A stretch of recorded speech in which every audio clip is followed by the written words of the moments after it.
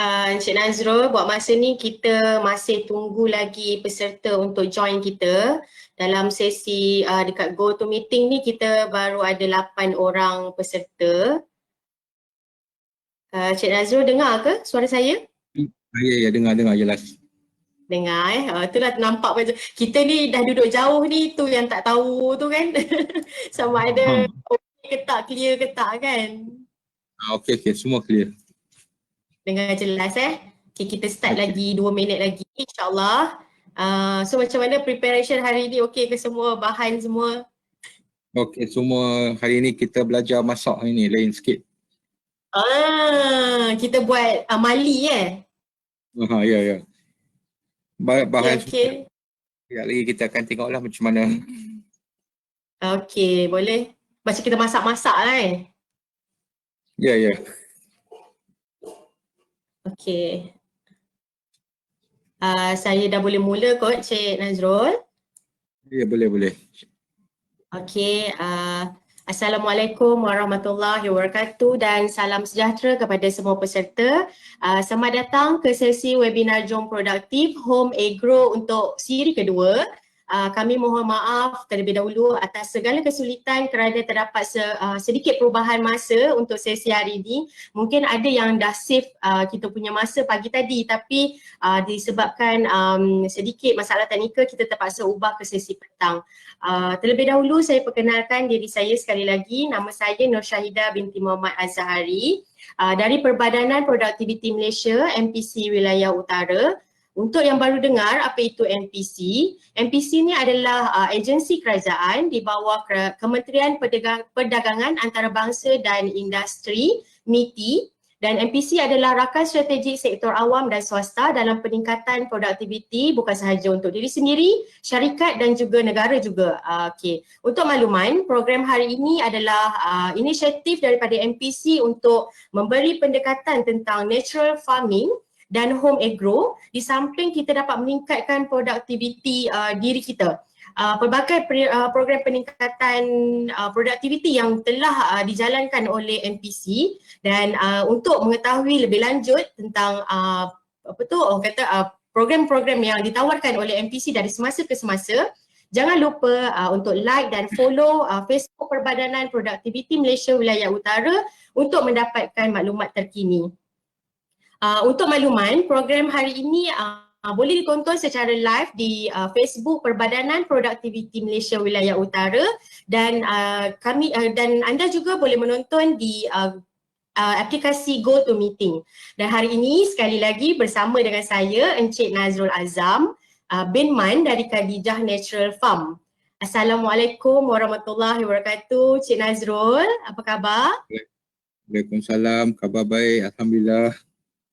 Okey Cik Nazrul, minggu lepas kita dah berkongsi tentang pemilihan, cara-cara pemilihan anak benih dan jenis-jenis anak benih yang terbaik. Dan Cik Nazrul juga ada kongsikan, ada buat demonstrasi cara untuk menyemai anak benih, dan saya harapkan peserta-peserta kita pun dah mulalah menanam anak benih itu dan menyemai, dan mungkin dah ada dalam masa seminggu ni dah ada hasil juga kan, betul tak Cik Nazrul? Sepatutnya dah boleh nampak lah kan. Okey, tapi untuk hari ini pula tajuk kita lebih menarik, iaitu cara membuat baja asas dengan menggunakan bahan-bahan sedia ada, DIY je ni, daripada rumah, bahan-bahan yang kita ada dekat rumah. Dan kita boleh, hari ni kita akan tengok macam mana cara Encik Nazrul kata nak memasak, cara nak buat baja asas ni. Okey, untuk makluman semua juga, jangan lupa untuk save the date pada 10 Julai untuk minggu hadapan. Tajuk terakhir kita iaitu kawalan perosak tanaman yang efektif. So tanpa melengahkan masa, saya serahkan kepada Cik Nazrul untuk perkongsian pada petang ini. Dipersilakan Cik Nazrul. Assalamualaikum, selamat sejahtera, selamat petang. Minggu lepas kita ada buat, saya ada share tentang requirement untuk for a great garden ya. Ada 4 requirement, kita review balik cepat-cepat ya. 4 requirement of a great garden, iaitu pertama sekali matahari, air, pemilihan tanaman itu sendiri, dan serta yang terakhir ialah tanah. Dan saya dah ceritakan minggu sudah, matahari dan air saya tak akan sentuh apa pasal itu perkara yang tidak boleh kita kontrol jadi kita minggu sudah kita cerita pasal tanaman itu sendiri, pemilihan tanaman, pemilihan biji benih. Saya ceritakan apakah bezanya biji benih hybrid, apakah dengan biji benih heirloom dan apakah yang mana yang lebih baik, dan saya tunjukkan demonstrasi macam mana cara kita nak semai biji benih besar, biji benih kecil, biji benih halus dan juga kerata rentas. Dan saya amat bangga kerana semenjak beberapa hari belakangan ni saya dapat banyak PM yang orang hantar gambar, dia tunjuk dia orang dah buat macam ni, betul ke macam ni, betul ke macam ni. Jadi maknanya saya rasa bangga kerana apa benda yang saya share tu ramai yang dah mula buat.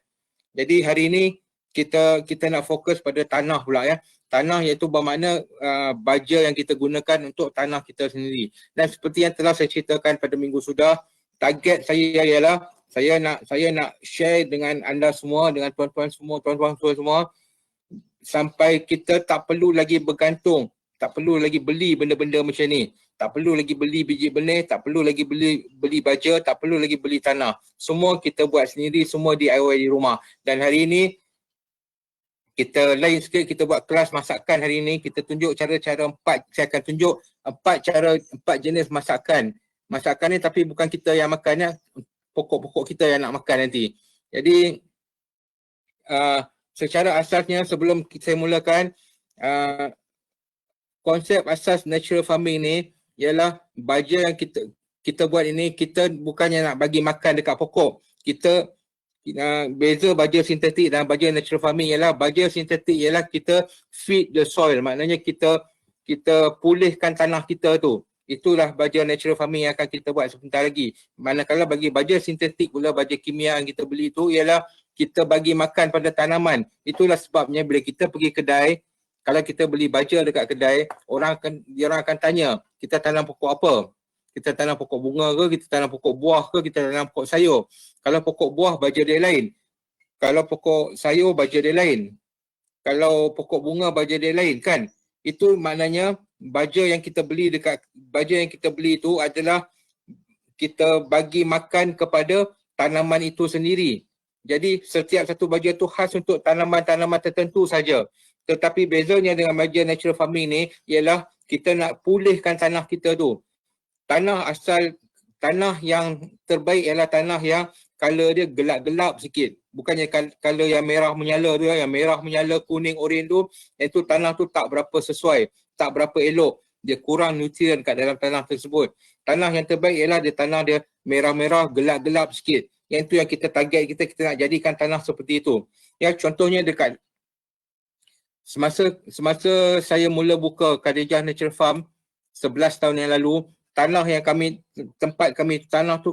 color merah oranye tu. Jadi tak berapa nak elok. Tetapi sekarang dengan penggunaan baja natural farming tu boleh dikatakan keseluruhan kebun kami tu tanah dia seperti tanah kompos, warna gelap, warna hitam, dan itu yang kita nak buat dekat laman kita, itu yang kita nak buat dekat garden kita. Dengan penggunaan baja yang sistematik yang akan kita ajar sebentar, yang akan saya tunjukkan sebentar lagi, kita akan pulihkan tanah kita, dan dengan kita pulihkan tanah kita tersebut, tak perlu lagi kita bergantung pada baja luar. Kita gunakan apa yang kita ada saja, dan hasilnya tanam apa saja kita nak tanam dekat garden kita tu, semuanya boleh.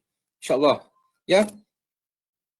Baiklah, hari ini kita akan belajar 4 jenis baja.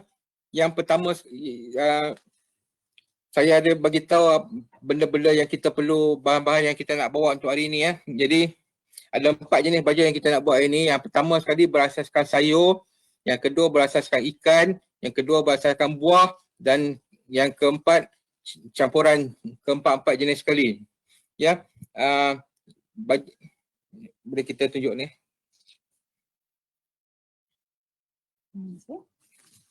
Okey, mula-mula sekali kita nak buat hari ini ialah baja sayur, iaitu nama dia fermented plant juice, FPJ, ataupun kalau kita senang nak sebut, kita panggil jeruk sayur lah. Pasal dia lebih kurang macam jeruk juga kita nak buat ni Pertama sekali kita perlukan sayur ni, sayur hijau. Yang penting sekali kena sayur hijau Dia nak sayur hijau. Tak perlu sayur yang elok. Cik Nazrul. Sayur-sayur. Ya. Sayur-sayur lama lah ni. Sayur-sayur lama yang tak habis. Kalau kita apa kita siam batang-batang lebih ni apa semua ni semua kita boleh guna.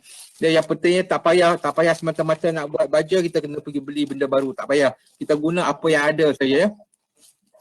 Okay. Betul. Okey, kita gunakan balang macam ni. Balang tu tak kisahlah besar mana pun, ikut kuantiti yang kita nak guna ya. Okey, kita gunakan ni. Masukkan saja. Kalau rajin nak cincang kecil-kecil pun tak apa.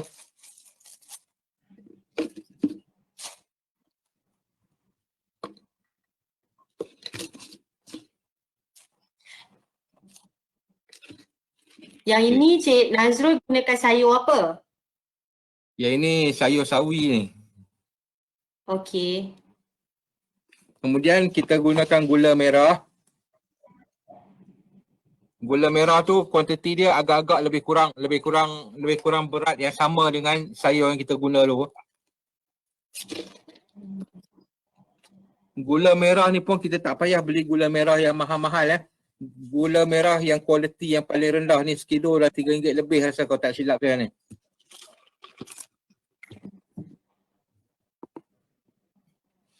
Kemudian kita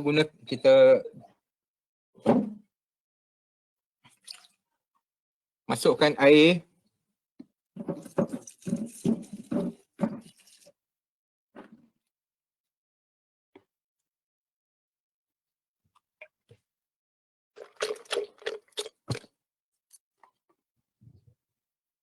Kuantiti air tu macam mana Cik Nazrul? Kuantiti tu asalkan dia boleh tenggelam sikit sayur tu pun cukup dah. Tak perlu banyak pasal nanti dia akan mereput sendiri. Dan kemudian ini yang paling penting sekali, yang ni minuman susu culture yang saya suruh sediakan minggu sudah. Minuman susu culture ni jenis apa pun tak apa. Jenis apa pun tak apa, cuma syarat dia mesti yang original.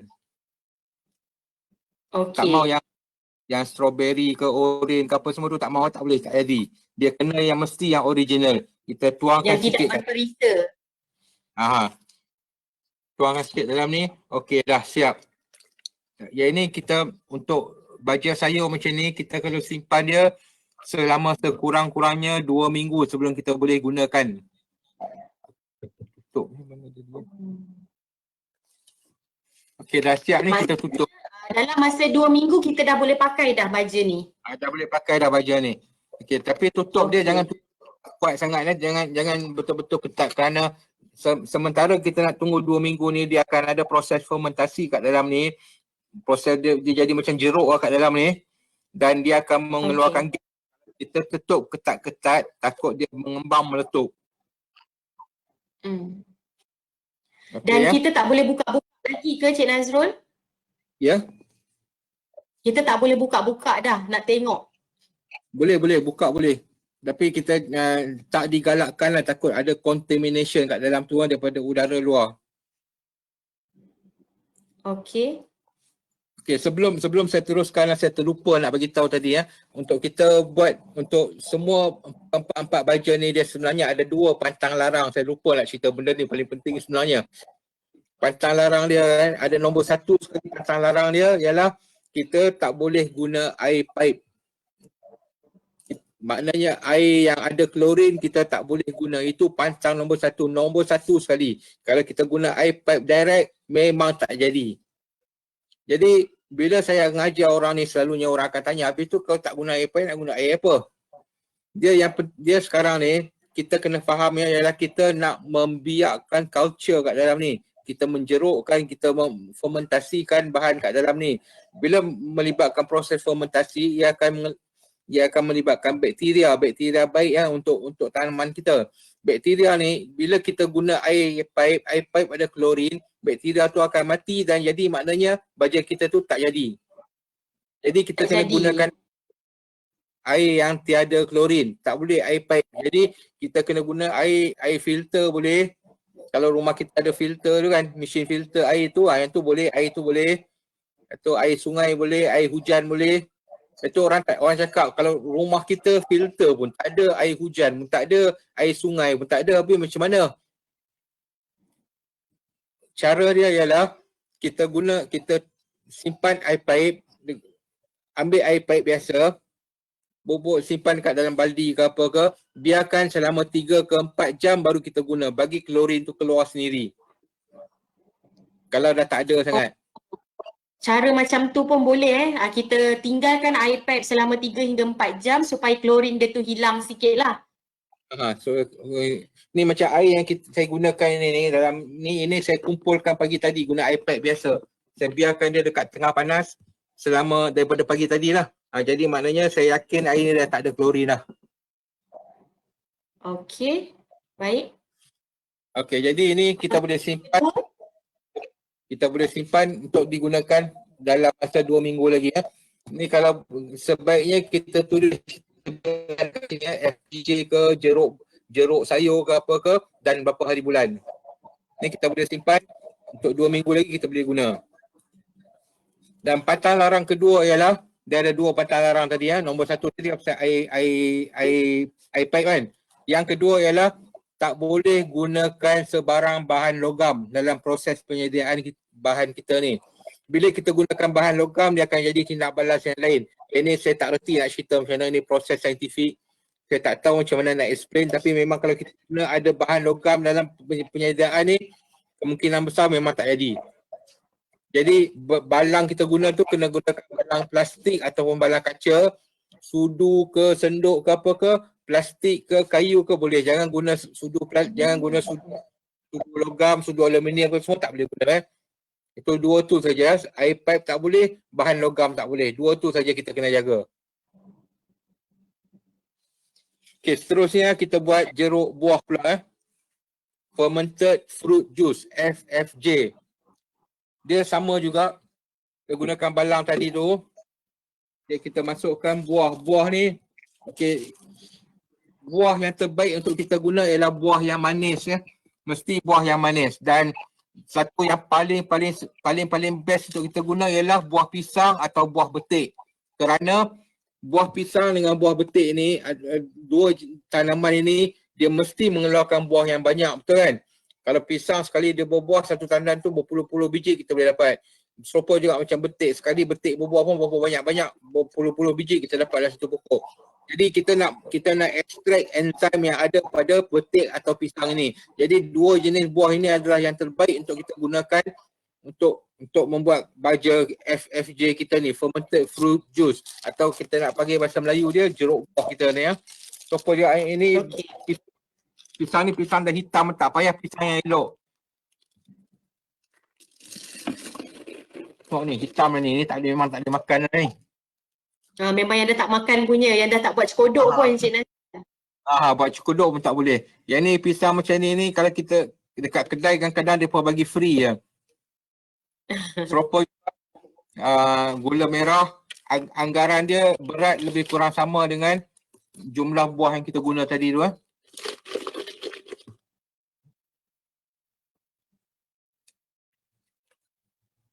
Air tadi agak-agak tenggelam.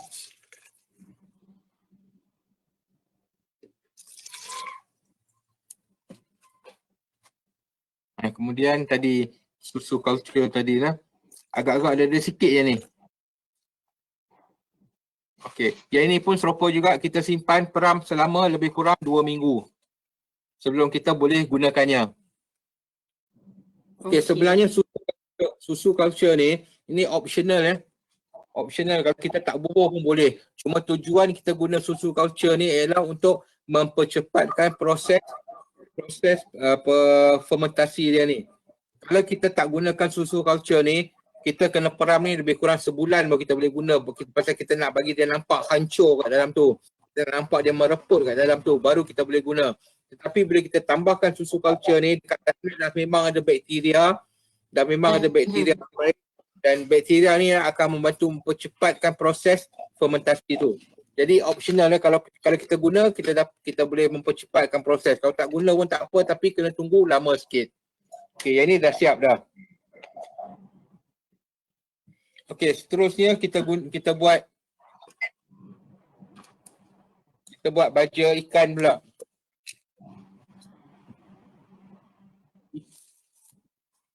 Okey, ikan hari tu saya ada pesan kita kena guna ikan laut Ikan laut. Kalau tak ada ikan laut kita guna ikan darat boleh ke? Boleh juga tetapi kurang power, kurang best kurang sikit dia punya kesan dia tu. Jadi ikan laut ni kita ni ikan kita dah siang ni saya tunjuk gambar ni. Ikan laut ni kita nampak Nampak. Okey. nampak yang saya bulatkan ni dia ikan yang dekat bahagian atas dia tu ada colour biru sikit tu kan.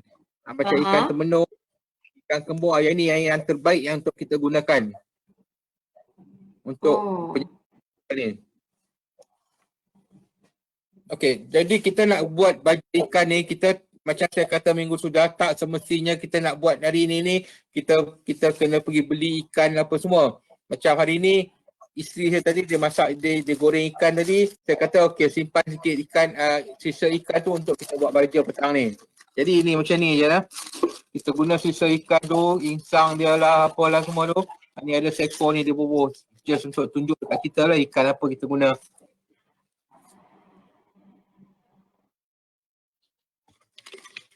Okey, serupa juga kita tambahkan gula merah.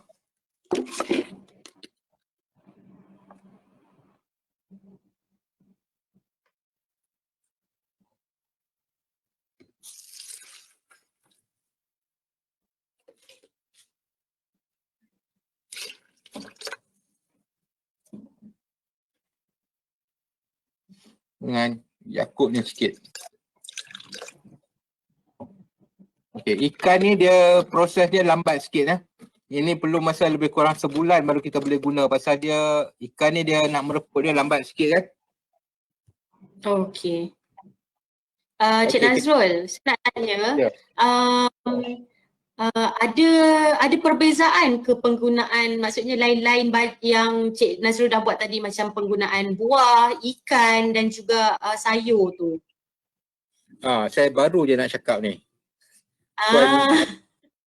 Dia mendahului saya. Selalu dah fikir panjang Cik Nazrul.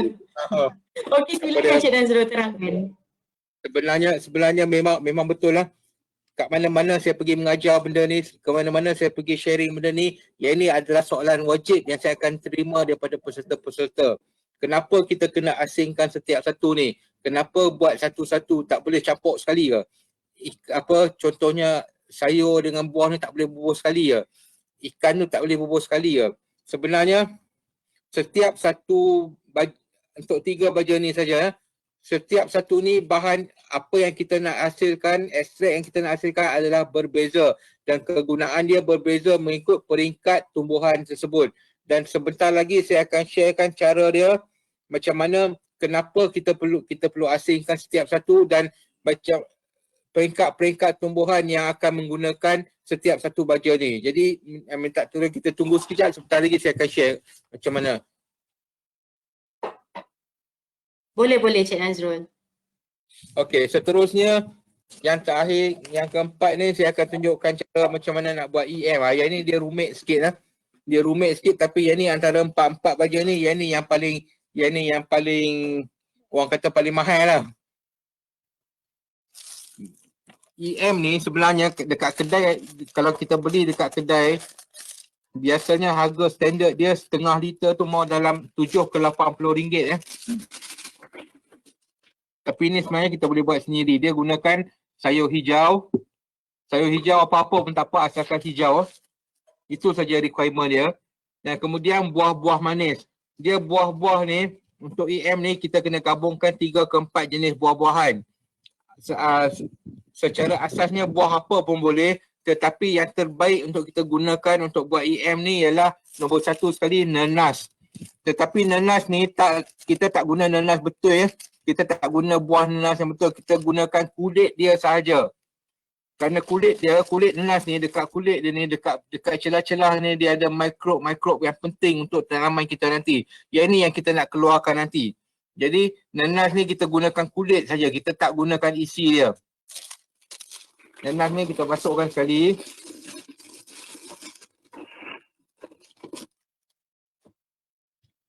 Yang kedua adalah buah manis yang mana pisang tadi? Pisang. Pisang atau betik Kalau tak ada pisang guna betik, kalau tak ada betik guna pisang, salah satu. Dan kemudian yang ini pun sebaiknya kena ada labu manis.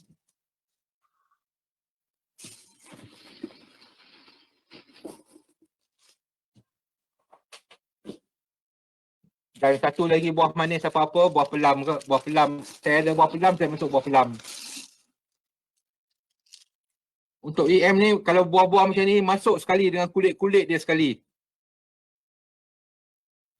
Okey, seterusnya gula merah.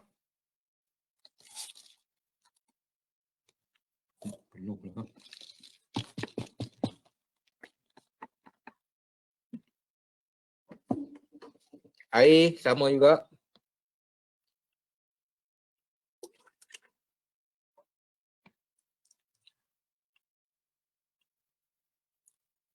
Dia bahan dia banyak, jadi air dia tu kena lebih sikit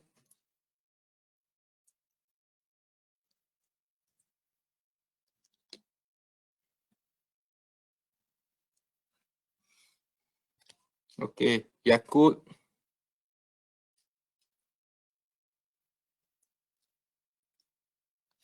Okey, ni telur sebiji. Telur ni saya kena minta tolong siapa-siapa tolong pecahkan.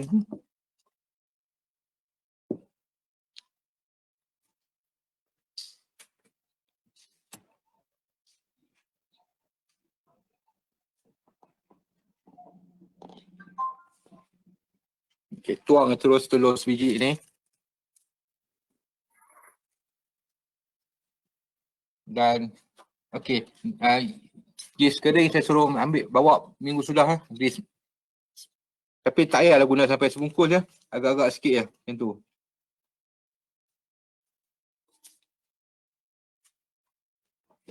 Okey, siap dah.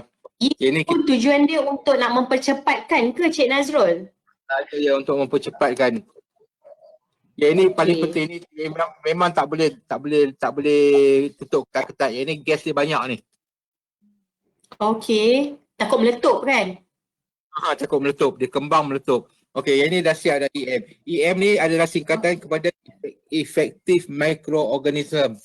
Jadi dekat dalam ni adalah dipenuhi dengan pelbagai organisma yang terbaik untuk tanaman kita. Tetapi dia ada banyak cara, kalau kita rajin Google, banyak cara resepi nak buat EM ni.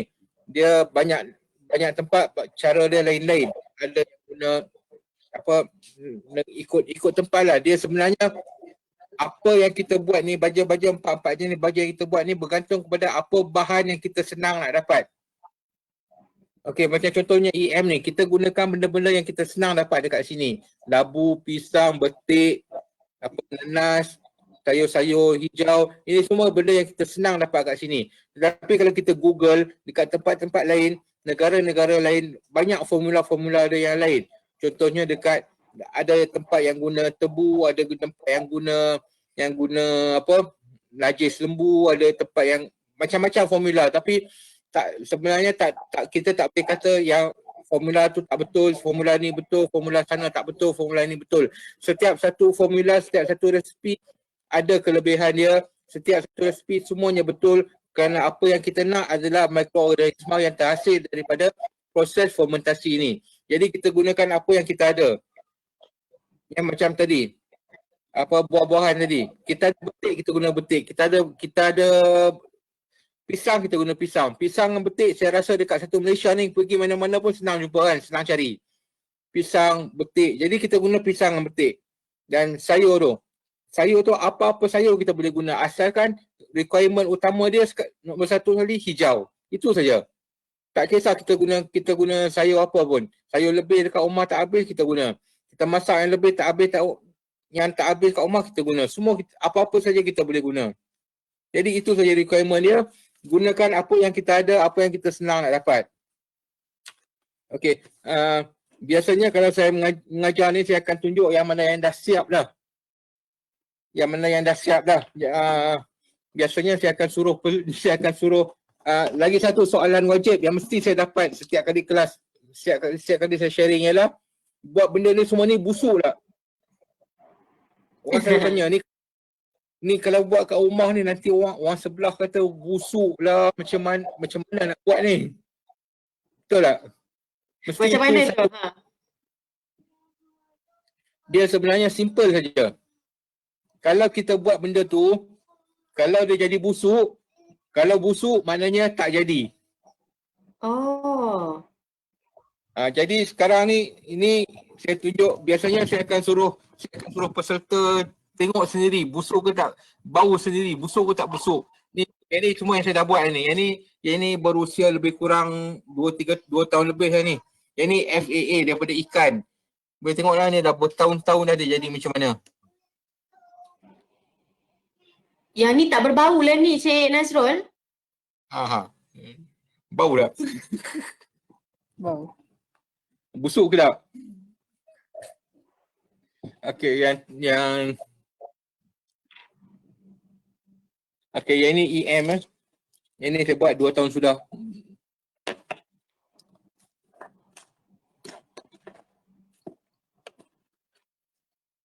EM ni bahan dia punya banyak sampai sekarang ni dah lebih 2 tahun dah. Dah lebih 2 tahun.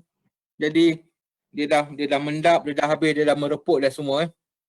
Yang ni EM. Cik Nazrul, saya sebenarnya pun baru nak tanya tadi. Saya tak nak tanya yang busuk ke tidak. Saya memang nak tanya adakah apa yang kita buat ni memang dia akan jadi ataupun tak sangka pula rupanya ada juga yang tak jadilah sebenarnya. Dia yang tu saya kata tu, kita kena pastikan, kita ada langkah-langkah yang kita kena pastikan supaya nak jadi. Sebenarnya kalau benda tu tak jadi memang susah sebenarnya tak jadi. Sebenarnya lebih senang nak jadi daripada tak jadi.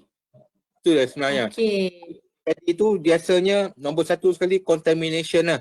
Jadi kita kena bahan-bahan yang kita gunakan tu, buah ke, ikan ke apa ke, basuh elok-elok dulu sebelum kita guna. Takut ni. Dan jadi yang tadi kita tutup elok-elok supaya untuk elakkan semut ke, lalat ke. Yang tu pun boleh salah satu punca untuk contamination bagi dia tak jadi.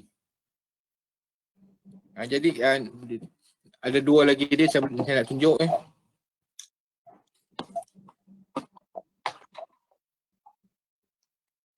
Yang ni semua ni saya guna dekat rumah sendiri . Buat dekat dalam bekas macam ni. Yang ni daripada tumbuhan ni. Okey, dan satu lagi. Sorry.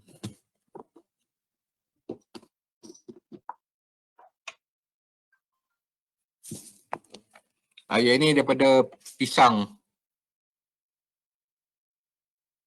Semua 4 bahagian ni dah paling, saya pun tak ingat dah bila saya buat benda ni, tapi memang dah bertahun-tahun dah. Dia masih lagi kita boleh gunakan. Dia pasal kita guna sikit je benda ni. Dia kalau dia sebenarnya dia akan jadi bau macam apa? Macam mana nak kata, dia bau-bau manis-manis masam. Dia tak bau jeruk lah. Tu pasal kata nama jeruk tadi kan. Dia memang bau jeruk, dia tak ada busuk. Ikan pun dia tak, orang selalu takut nak buat ikan. Orang kata ikan busuk. Yalah, tak peram pun busuk. Macam mana nak peram lagi kan? Memang tak busuk apa. Dia kan bau macam manis-manis, bau jeruk-jeruk sikit. Ini kita nak makan pun tak ada masalah apa, tak jadi apa. Sebenarnya, tapi tak lalu lah kan. Dia sebenarnya kita guna, dia memang tak ada bau apa, dia bau seperti jeruk, bau manis-manis.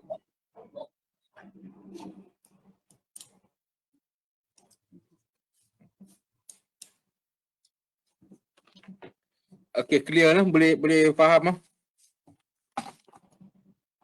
Boleh Encik Nazrul. So kita dah habis ke sesi untuk DIY baja kita untuk 4 baja tu? Ya, yang 4 baja tu okey, saya dah selesai dah tunjuk benda tu, dan seterusnya saya akan tunjuk macam mana gunakan setiap satu jenis baja ni. Betul. Sebab semua dah tak sabar Cik Nazrul, ada yang nak tanya kena pakai untuk pokok mana, ada yang tanya nak pakai kuantiti banyak mana. So semua pun nak tahu juga daripada Cik Nazrul macam mana cara penggunaan dia semua. So silakan Cik Nazrul. Okey, seterusnya saya suka nak untuk bagi kita senang faham saya nak comparekan tanaman yang kita tanam nanti ni dengan menggunakan baja ni seperti mana kita jaga anak-anak kita ya. Okey ya. Hari tu kita dah ajar dah macam mana cara kita semai biji benih dekat dalam cawan, dalam pasu, kerata rentas, dan saya dah ajar macam mana semua. Ingat tak hari tu bila saya bubuh biji benih dekat dalam cawan kertas tu, saya ada spray air kan. Air yang saya spray tu sebenarnya bukan air biasa ya. Air yang saya spray tu saya masukkan sikit saja, lebih kurang 2-3 titik EM tadi. Baru saya spray kat air tu.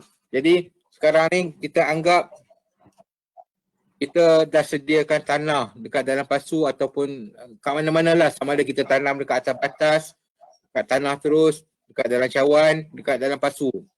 Jadi apa yang kita nak buat ialah kita sedang menyediakan tempat untuk tanaman itu berkembang. Jadi kita menyediakan habitat dia. Jadi serupa macam kita sediakan tapak untuk anak-anak kita. Kita sediakan tapak untuk baby kita. Jadi kita perlukan satu kawasan tempat yang terbaik untuk tanaman itu hidup. Jadi mula-mula sekali tanah yang kita sediakan nanti kita spray EM. Itu yang mula-mula sekali. EM ni sebenarnya banyak kegunaan dia. Pertama sekali untuk menyediakan tanah. EM ni ialah dia punya bahan dia tadi pun banyak. Jadi kegunaan dia, function dia banyak. Dia EM ni adalah satu gabungan mikrob yang cukup lengkap untuk tanah kita. Dia semata-mata untuk tanah saja. Nah. Dia bagi tanah kita tu lebih subur dan dia akan membantu tanaman kita tu menyerap nutrien yang ada dekat dalam tanah tersebut. Contohnya kalau kita letak baja, kita bagi baja dekat dalam tanah tapi tumbuhan tak mampu nak serap nutrien tu. Jadi tak guna juga. Jadi tujuan kita gunakan EM ialah untuk menjadikan baja lain yang kita letak kat dalam tanah tu lebih mudah diserap oleh tanaman tersebut. Dan dia EM juga adalah penting untuk membantu mempercepatkan perebutan dan membantu mempercepatkan proses kompos tanah. Jadi bila kita selalu spray EM dekat tanah kita tu, tanah yang oranye, yang color kuning tu, dia akan cepat mereput, dia akan cepat menjadi gelap, dia akan cepat menjadi kompos.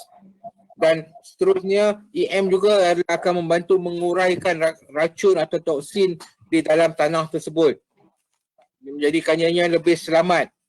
Dan seterusnya dia akan menggalakkan proses fotosintesis. Jadi biji benih tumbuhan itu lebih cepat berkembang, lebih cepat membesar dengan tanah yang telah disembuh dengan EM. Jadi EM ini adalah sangat penting dalam penyediaan tapak untuk tanaman kita tersebut. Tak kira kita gunakan pasu ataupun terus di atas tanah. Jadi EM tu kita sentiasa kena gunakan, sembuhkan pada tanah, sembuhkan pada biji benih yang baru disemai. Ia akan mempercepatkan pencambahan, menggalakkan penghasilan buah nanti. Jadi lepas kita gunakan EM pada biji benih tadi, seterusnya tak berapa lama lagi dia akan mula bercambah kan. Yang ni kita panggil, kalau dalam manusia dia kita katakan dia baby lagi lah. Pokok tu dia baby lagi, dia baru keluar, dia baru bercambah daripada biji benih. Jadi bila dia baru bercambah ni, kita akan gunakan FPJ, fermented plant juice, jeruk sayuran tadi. Jadi kita gunakan untuk tanaman yang baru bercambah, yang baby lagi ni, yang kecil-kecil lagi tu, yang baru keluar daripada biji benih kecil-kecil halus-halus itu, yang kita guna FPJ. Ya. Ia akan membantu tanaman kita tu yang baru bercambah tu, dia akan jadi lebih kuat. Dia akan lebih cepat bercambah, dia akan lebih cepat mengeluarkan daun dia nanti. Untuk mengelakkan daripada dia mati cepat. Dan satu FPJ ni kita boleh gunakan untuk semua jenis biji benih kecuali biji benih daripada tanaman itu tersendiri, iaitu contohnya tadi kita buat FPJ tadi kita gunakan sayur sawi kan. Tapi bila FPJ kita tadi, yang sawi tadi kita dah siap, kita tak boleh gunakan itu untuk pokok sawi juga. Itu je. Jadi kita gunakan untuk pokok lain tak apa. Jangan gunakan untuk pokok yang sama. Itu saja. Yang lain kita boleh guna. FPJ untuk Okay, saya faham. FPJ tu untuk percambahan daripada biji benih tu yang baru bercambah, yang baby tu lagi. Ya. Seterusnya, bila lepas dia dari baby, dia makin lama dia makin besar. Dia dah jadi kanak-kanak dah. Antara tempoh dia kanak-kanak tu hingga dia mula nak menjadi dewasa tu, daripada dia kecil tu dia kanak-kanak tu, pada saya tanaman tu dia dah mula mengeluarkan 4 daun ya. 4 daun tu maknanya dia dah mula, apabila tumbuhan daripada bercambah, dia mula keluar 2 daun. Daripada 2 daun tu dia masih lagi tak boleh mengeluarkan makanan dia sendiri. Dia masih menggunakan makanan daripada biji benih dia sendiri lagi. Tetapi bila dia dah mula mengeluarkan 4 daun, maknanya dia dah mula menghasilkan makanan dia sendiri. Jadi dia memerlukan nutrien daripada persekitaran dia untuk membantu pembesaran dia nanti. Jadi ini adalah antara kanak-kanak hingga dia dewasa. Dia makin, dan pada ketika ini tanaman kita tu dah mula menyediakan diri dia untuk mengeluarkan hasil. Kalau pokok kita yang tanaman yang kita guna tu adalah tanaman berbuah, dia dah akan mula menyediakan diri dia untuk mengeluarkan hasil. Dan pada ketika ini kita kena gunakan FFJ, fermented fruit juice, itu jeruk buah tadi. Yang ini akan membantu menguatkan dan menyediakan tanaman tersebut untuk mengeluarkan hasil. Dan seterusnya, bila dia dah mula nak mengeluarkan hasil, dia dah mula nak berbunga. Yang ni kalau pada manusia tu kita bagi dia tempoh dia tu, dia dah mula nak mengandung. Dia dah mula nak ada apa orang kata apa, morning sickness. Itu untuk manusia. Untuk tumbuhan pun sama juga. Tumbuhan pun ada morning sickness dia juga. Tumbuhan pun dia ada kita bagi dia punya proses peralihan dia daripada dewasa kepada mula untuk mengeluarkan hasil. Dan biasa tak tengok kalau kita tanam, contohnya kita tanam pokok berbuah macam cabai ke ataupun pokok besar pun sama. Pelam ke apa ke, kadang-kadang kan pokok kita tu daun dia berlambak-lambak tapi tak berbunga langsung. Bertahun-tahun dia tak berbunga. Apa contohnya, apa kita tanam pokok pelam. Okey, orang tu tanam pokok pelam. Pokok pelam, contohnya pokok pelam lah senang. Banyak orang tanam pokok pelam kan. Kita tanam pokok pelam. Pokok pelam kita tu tahun ni dia berbuah cantik, sedap kan. Tapi biasanya dia punya musim dia tu konsisten kan setiap tahun kan. Pokok pelam ni, pokok bawah besar ni. Tapi tahun depan pada bulan yang sama, pada musim yang sama tu dia tak keluar bunga. Langsung tak keluar bunga. Tapi daun banyak, subur nampak elok, hijau cantik elok. Tapi tak keluar bunga. Kenapa? Yang tu adalah maknanya ada yang tak cukup dekat sana. Dia tak bersedia lagi untuk mengeluarkan hasil kerana kekurangan nutrien tertentu dekat dalam persekitaran dia. Jadi untuk mengelakkan daripada benda ni terjadi, kita boleh start guna FFJ, fermented fruit juice, untuk tanaman kita yang dah mula matang, yang kita dah jangkakan dia akan mula mengeluarkan bunga. Ini kita boleh guna untuk semua jenis tanaman yang berbuah atau berbunga. Pokok bunga pun boleh, pokok cabai ke, pokok tomato ke, pokok pelam sekali pun kita boleh guna FFJ ni. Dia akan membantu menyediakan tanaman tersebut untuk mengeluarkan hasil, mengeluarkan bunga. Dan seterusnya, pada masa yang sama juga kita boleh gunakan FAA, fish amino acid daripada ikan tadi, jeruk ikan tadi tu. Kita boleh gunakan untuk membantu menguatkan bunga dan buah yang mula terhasil. Yang ni kita biasa kan, kalau kita tanam, biasanya orang tanam cabai selalu mengalami masalah ni ya. Pokok kita tu dah mula keluarkan bunga, dah keluar putik buah, tapi tiba-tiba jatuh semua. Tinggal 1-2 biji je. Ataupun dia dah keluar bunga, dia dah keluar putik dah, malam ni hujan. Esok pagi tengok semua hilang, semua habis.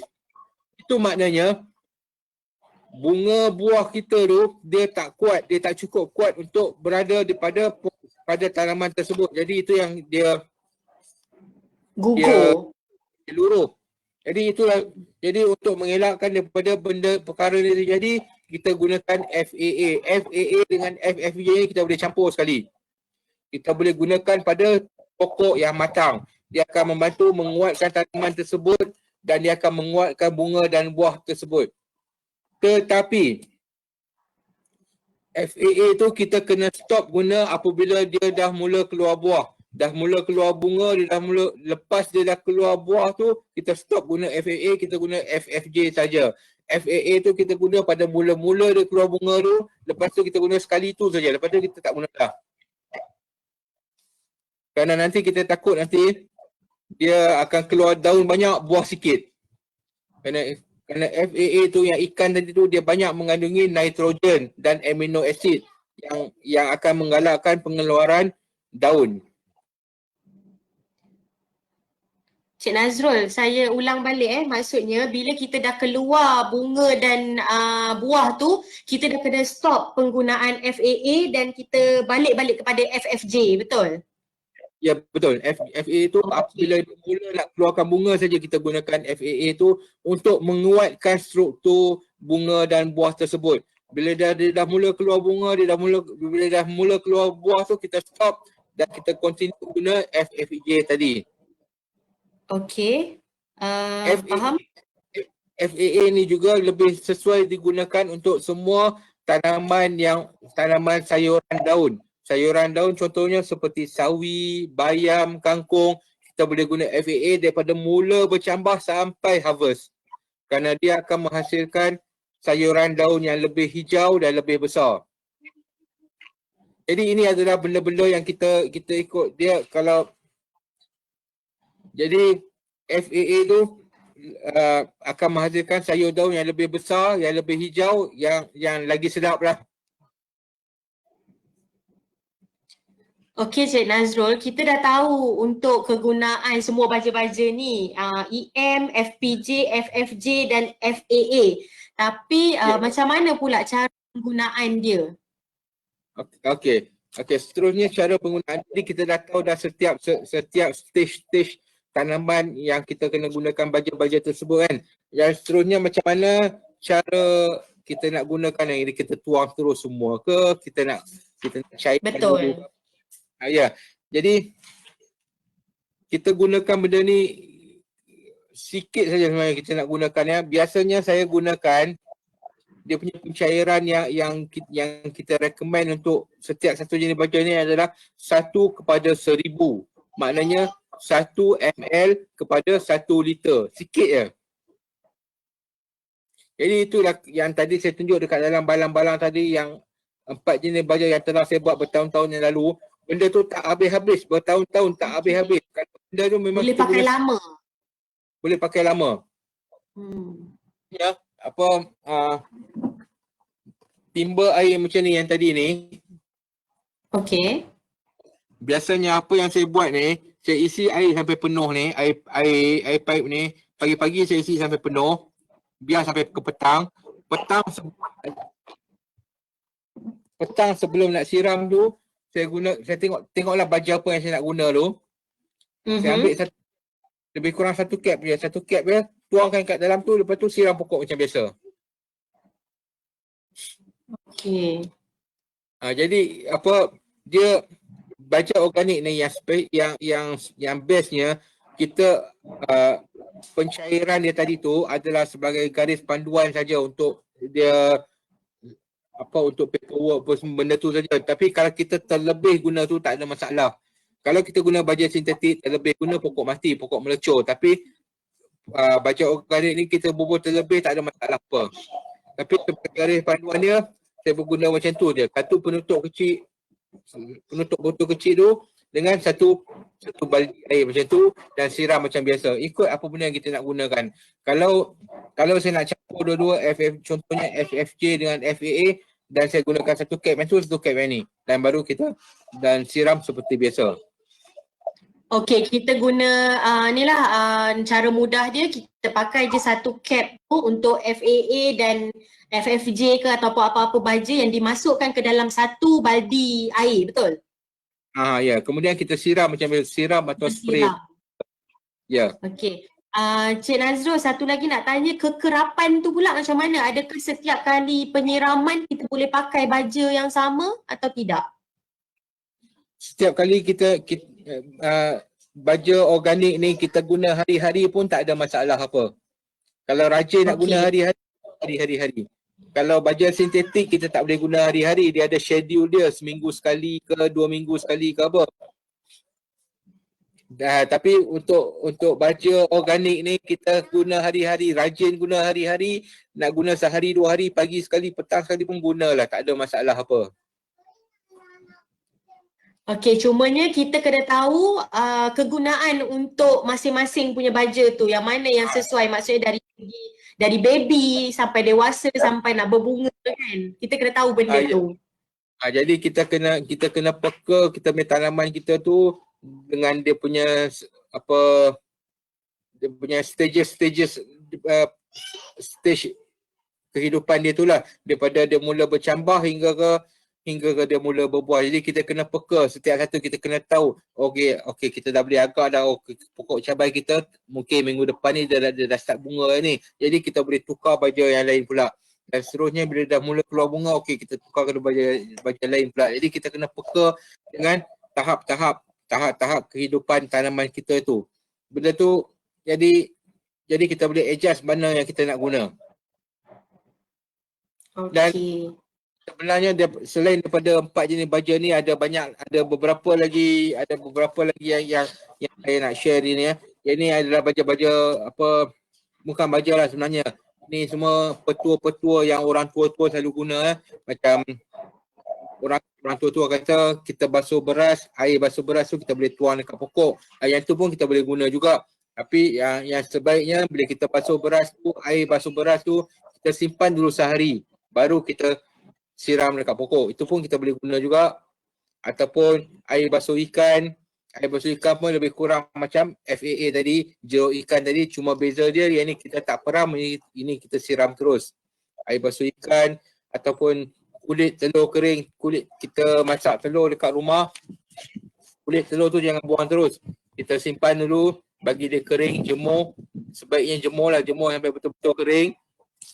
Tumbuk sampai hancur, bubur dekat pasu. Itu akan membantu menguatkan struktur tanaman tersebut kerana dia kaya dengan kalsium. Dan susu yang dah basi, kadang-kadang kita beli susu simpan dalam peti air, terlupa nak minum, basi. Dia jadi masam. Selalunya buat apa? Buang kan, rugi buang. Bagi kat pokok pun boleh, bagi kat tanaman pun boleh. Kita tuang terus dekat tanaman kita tu. Tanaman ataupun campur dengan air, kalau nak tuang susu terus takut dia berketul kat tanah kan. Jadi kita campur dengan air sikit, seperti biasa air tanpa klorin, campur sikit dengan air, kemudian kita siram dekat pokok. Macam biasa susu yang dah basi tu. Susu bukan cakap susu kotak, susu anak pun kita boleh guna juga. Tu antara benda-benda yang kita boleh gunakan. Kulit cengkerang, kulit kerang ke, kulit ketam, kulit udang, semua kita boleh guna.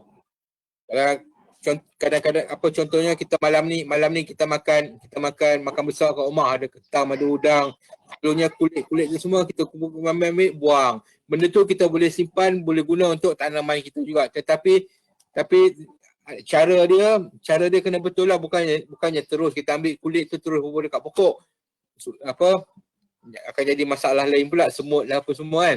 Jadi macam kulit udang, kulit kerang ni semua ni basuh elok-elok, jangan bagi ada kesan minyak langsung. Itu yang tak boleh ya, kesan minyak tu.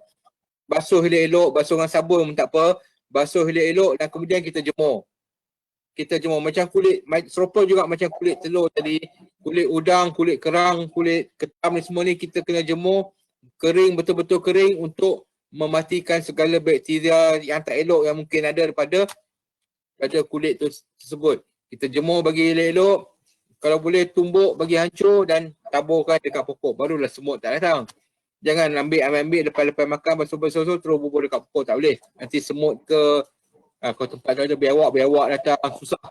Masalah lain pula Jadi semua kita boleh letakkan dekat tanaman kita. Jadi cuma tak mau ada minyak, basuh elok-elok, keringkan elok-elok untuk mengelakkan kontaminasi. Itu je.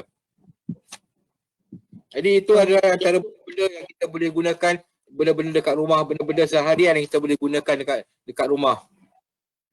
Dan macam untuk minggu depan saya akan share pula macam mana beberapa cara-cara ini saya akan discuss juga petua-petua orang-orang lama macam mana untuk mengelakkan penyakit tanaman, macam mana nak mengelakkan serangan perosak tanaman, gunakan benda-benda yang ada dekat dapur kita. Dan kalau nak buat sekali dengan saya minggu depan, sediakan bahan-bahan apa, saya tak bagi tahu bahan apa, tak ada slide bahan apa tu semua, tapi cuma secara asas dia kita nak perlukan benda-benda yang berbau kuat daripada dapur kita. Apa dia? Halia, bawang putih, bawang, lengkuas, serai, ni semua ni yang memang bau dia memang cukup power kan. Benda-benda tu yang kita rasanya boleh kata semua rumah dekat Malaysia ni ada benda-benda tu kan. Serai, halia, bawang, lengkuas. Cik Nazrul, bukan nak buat rendang kan Cik Nazrul? Dia lebih kurang resepi rendang. Bahan-bahan yang berbau kuat, betul Ya. Kadang-kadang saya pesan dekat kelas saya tu, kita bawa bahan-bahan rendang esok. Okey, faham. Bahan-bahan yang berbau kuat dan juga bahan-bahan yang pedas. Yang betul-betul pedas. Jadi kita nak cabai juga, cabai apa, cili padi, apa black pepper, serbuk lada sulah biasa, apa cili kering, semua yang pedas, memang betul-betul pedas. Yang itu pun kita akan guna juga. Jadi kalau boleh sediakan benda tu, saya akan tunjukkan formula untuk menghalang serangga perosak pada tanaman, dan juga saya akan discuss juga petua-petua orang-orang lama untuk mengelakkan penyakit tanaman dan apakah kebenaran daripada petua-petua orang lama ini. Okey, itu saja ke Cik Nazrul? Ya, saya rasa itu je. Kalau ada apa-apa nak tanya, boleh kita, kalau ada Cik Syahidah nak tanya apa-apa, ada apa-apa yang tak clear, boleh saya jelaskan. Saya rasa soalan semua tadi kita dah tanya. Ada lagi satu soalan je ni. Serbuk kopi boleh ke dijadikan baja? Oh, ya. Serbuk kopi pun boleh. Serbuk kopi, serbuk teh, dua-dua boleh dijadikan baja juga. Tapi serbuk teh tu sebenarnya dia tak ada nutrien apalah pada serbuk teh lama tu, pasal dia serbuk teh ni, kalau saya gunakan serbuk teh tu lebih kepada untuk apa, bagi tanah kita tu lebih apa, ada lebih banyak bahan organik pada tanah tersebut untuk menggalakkan lebih banyak cacing pada tanaman tersebut. Tapi kopi dia ada kandungan nutrien dia amat baik untuk, terutama sekali untuk pokok yang berbuah. Contohnya macam cabai ke, terung ke, tomato ke, yang mengeluarkan buah, itu semua baik kalau kita guna serbuk kopi. Okey, terima kasih Cik Nazrul. Sebelum kita akhiri kita punya sesi pada hari ini, saya rasa sangat-sangat bermanfaat. Saya pun belajar banyak ni daripada Cik Nazrul ni, dan saya pun rajin juga menulis apa nama baja-baja kita, EM, FPJ, FFJ, FAA. Harap-harap saya sendiri pun akan mengaplikasikan penggunaan baja ni. Okey, untuk kepada semua peserta, jangan lupa tolong sharekan live kita di Facebook supaya nanti kod-kod ada yang terlupa macam mana nak penyediaan baja-baja kita pada hari ini, dan semoga rakan-rakan di Facebook juga pun dapat memanfaatkan perkongsian produktif kita pada hari ini. Dan suka untuk saya mengingatkan untuk sesi ketiga kita pada minggu hadapan, iaitu tarikh pada 10 Julai. Dan nantikan update kami di FB Perbadanan Produktiviti Malaysia Wilayah Utara, dan jangan lupa like dan follow kami ya. Dan akhir kata, semoga perkongsian hari ini sangat-sangat bermanfaat dan memberikan kita supaya untuk terus produktif, menggunakan bahan-bahan yang sedia ada di rumah dan kekal sihat. Dan terima kasih sekali lagi kepada Encik Nazrul atas perkongsian yang sangat baik pada hari ini. InsyaAllah sesi ketiga seterusnya kita akan jumpa minggu hadapan untuk tajuk kawalan perosak tanaman yang efektif. Terima kasih, stay produktif dan stay healthy. Assalamualaikum warahmatullahi wabarakatuh. Waalaikumsalam.